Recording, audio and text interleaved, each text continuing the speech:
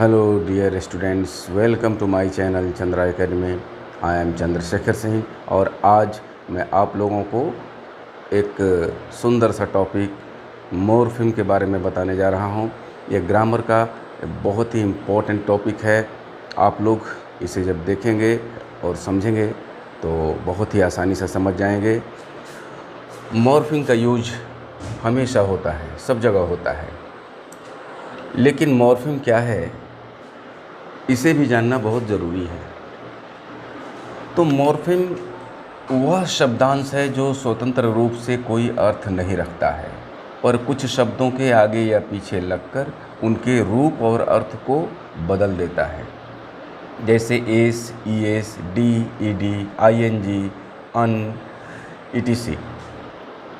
तो कहने का अर्थ ये है कि मॉर्फिम ऐसे शब्द के अंश होते हैं जिनका कोई मीनिंग नहीं है, उनका कोई अर्थ नहीं है। यहाँ एस का कोई अर्थ नहीं है, ईएस का कोई अर्थ नहीं है, डी का कोई मीनिंग नहीं है, ईडी का भी कोई मीनिंग नहीं है, आईएनजी का भी कोई मीनिंग नहीं है। लेकिन जब ये किसी शब्द के आगे या पीछे लग जाते हैं तो उनके अर्थ में परिवर्तन ला देते हैं और उनका रूप भी बदल जाता है और अर्थ भी बदल जाता है।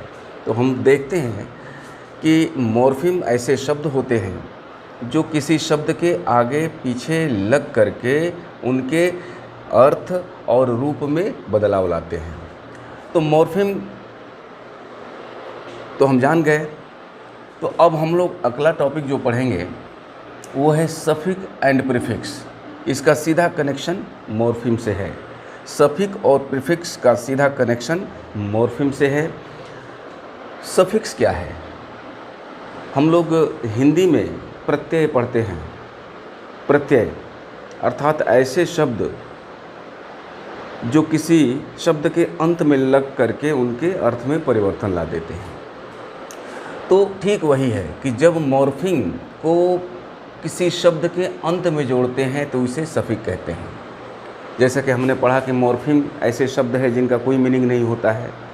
उसी मॉर्फिम को जब हम किसी शब्द के अंत में जोड़ देते हैं, देखिए ये S, ES, D, ED, EN, ING, Y, LY, wood, ful, ship, etcetera, ये सारे के सारे जो हैं सफिक्स हैं जो हमेशा ये वाक्य के शब्द के अंत में ही लगते हैं।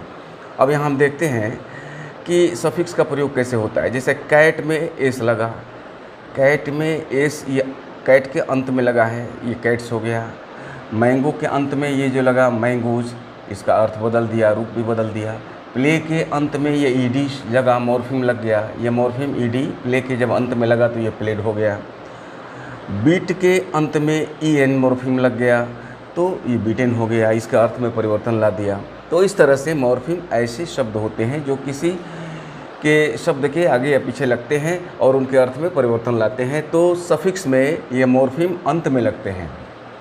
सफिक्स में मॉर्फिम जो है ये शब्द के अंत में लगते हैं। जैसे ये हम सामने देख रहे हैं, ये मॉर्फिम अंत में लगे हुए हैं। अब दूसरा जो टॉपिक है इसमें है प्रीफिक्स। जैसा कि नाम से ही लग रहा है, प्री यानी पहले। प्रीफिक्स का अर्थ होता है उपसर्ग।